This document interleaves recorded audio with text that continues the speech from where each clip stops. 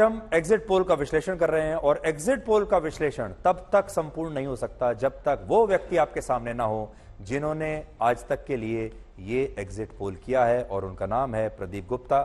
पूरा देश कई महीनों से उनसे लगातार ये जानना चाहता था और प्रदीप गुप्ता जी लगातार हमारे शो में आते भी थे, तब तक वो बताते नहीं थे कि क्या होने वाला है। सबसे पहले तो मैं आपसे ये पूछता हूं, आप इतनी बार आए, आपने कभी हमें एक हिंट भी नहीं दिया कि क्या होने वाला है, लेकिन आपको तो चुनाव के दौरान कब आपको ये पता चल गया था कि एनडीए की वापसी हो रही है?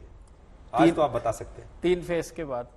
3 फेज के बाद आपको समझ में आ गया था जी कि एनडीए की वापसी है। हाँ, वापसी है, कितने नंबर से वापसी है तब समझ में नहीं आया था। जब आपने काम करना शुरू किया तो क्या आपने भी सोचा था कि एनडीए 400 के पार, ये नारा नहीं है, वो वाकई 400 के पार जा सकते हैं?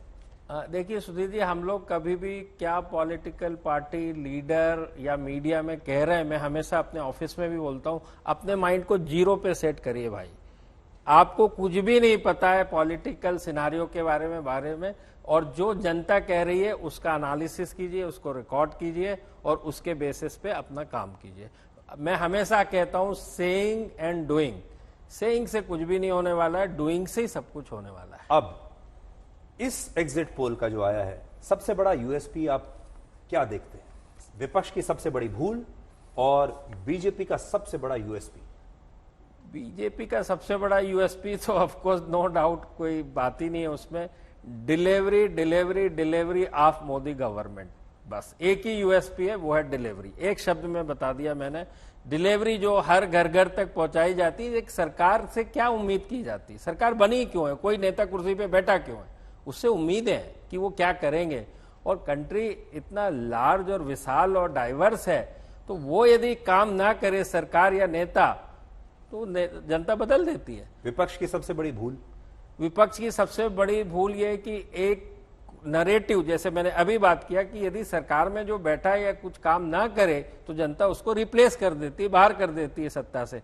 तो विपक्ष कभी भी ये नरेटिव बता पाने में असमर्थ रहा कि यदि हम चुने जाएंगे तो जनता के जीवन में हम किस तरह का परिवर्तन लेके आएंगे। उन्होंने कोशिश जरूर की, बस वो कोशिश बिट्स एंड पीसेस में थी, उसका कंसोलिडेशन कभी भी जमीन के ऊपर होता हुआ नजर नहीं आया नेशन वाइड। और चुनाव में हमेशा कहता हूं, मैंने अपने इसमें भी लिखा है कि ये कोई 2 महीने 4 महीने की प्रक्रिया नहीं है, ये पूरे के पूरे 5 साल आपको शिद्दत से across the demography and geography.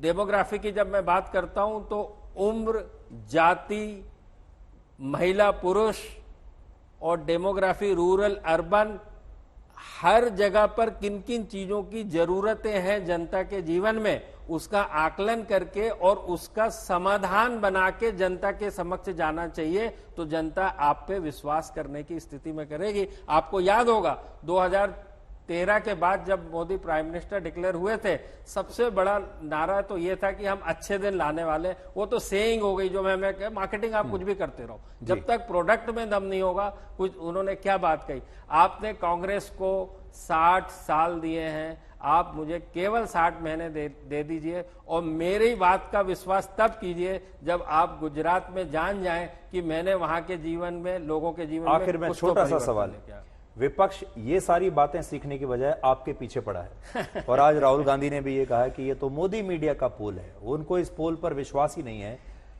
इस पर आप क्या कहना चाहेंगे? अब देखिए, लोगों का काम है कहना, कुछ तो लोग कहेंगे, उनकी अपनी समझदारी है, अपनी विजडम है, उनको जो अच्छा लगता है वो कहते हैं।